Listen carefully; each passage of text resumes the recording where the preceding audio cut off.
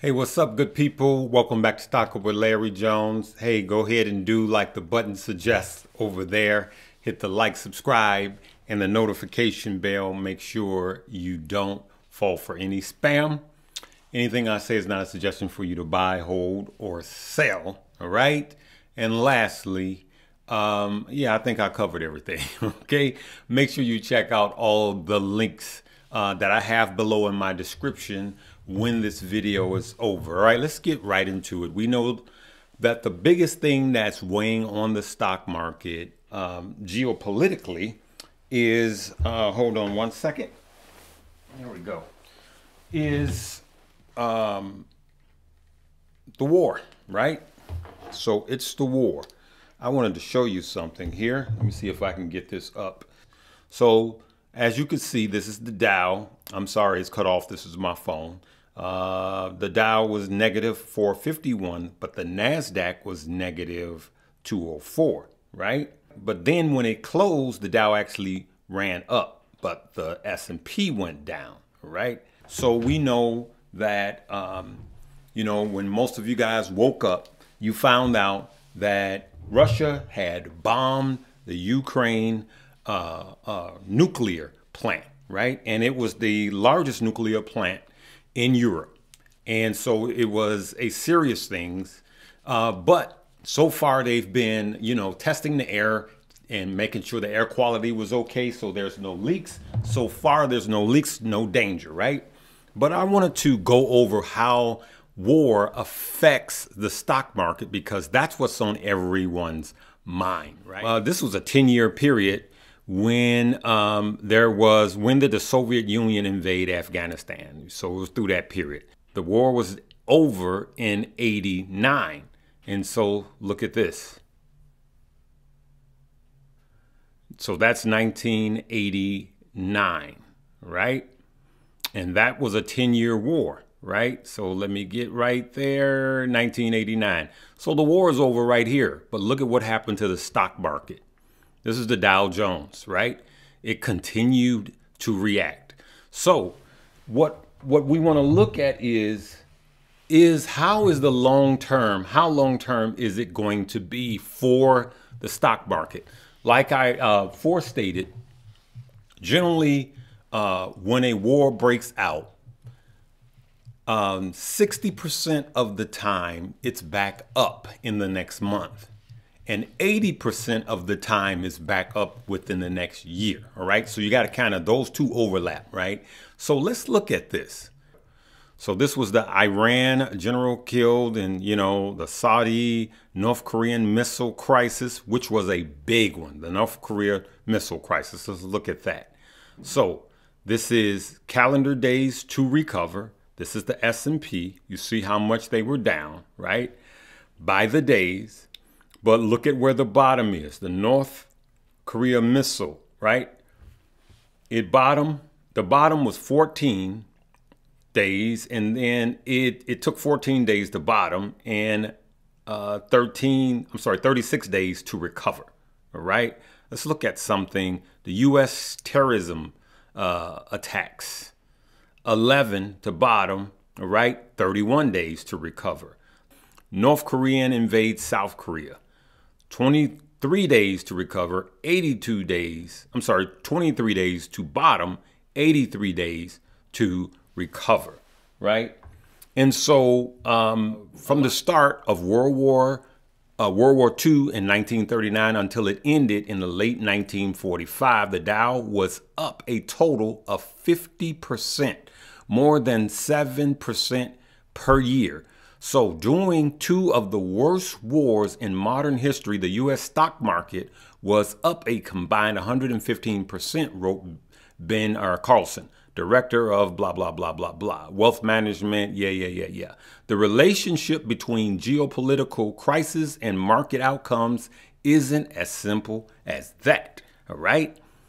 All right. So now this is the last phrase. Let's read all of this because it is very important. All right, let's look here. All right. History tells us in periods of uncertainty like we are seeing now are usually when stocks suffer the most. In 2015 research at the researchers at the Swiss Finance Institute looked at U.S. military conflicts after World War II and found that in cases when there is a pre-war phase, okay, what did we have in this conflict? We had a pre-war phase. Putin was threatening, blah, blah, blah. He was bluffing and he was threatening. So we did have this pre-war phase and it wasn't a surprise, okay? So an increase in war likelihood intends to decrease stock prices. Let's read that again. An increase in war likelihood tends to decrease stock prices, which is happening now, right? But the ultimate outbreak of war increases them. All right, let's read that again. All right, an increase in war likelihood tends to decrease the stock price. That's what's going on now. But the ultimate outbreak of war increases. So what I'm saying is we had a warning, just like this article said, that war was coming. The president said it's coming, even when Putin said it wasn't. All right. We know everything. The market has absorbed it. And now, if we do go into war, matter of fact, we don't have to go into war. They're already in war. The market actually does better when the war actually starts. Now, that does not mean that it's going to happen this time in this war. But all we could do is go off of the past, and the past have been strong. So I can't predict what's going to go on. I can't predict what's going to go on. I'm sorry, I'm tongue twisted. But I can only go off of research. This war may be unique. It may be different. It could start a world war. If one of the NATO countries get involved, then we all have to get involved. So those are the harsh truths and realities as a risk to the stock market. But even in World War II, you see that the stock market actually went up. And so that does not mean it's going to happen this time. I just want to shine a light on this so you're not just operating in fear, thinking the outcome is 100% bad. It's not. So I hope that this helped you out a little bit. Sorry for all of the stuttering.